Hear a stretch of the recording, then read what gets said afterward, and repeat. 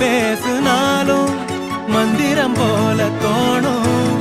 ஆவி ஒரு நானும் பார்த்தா பசி தீரும்.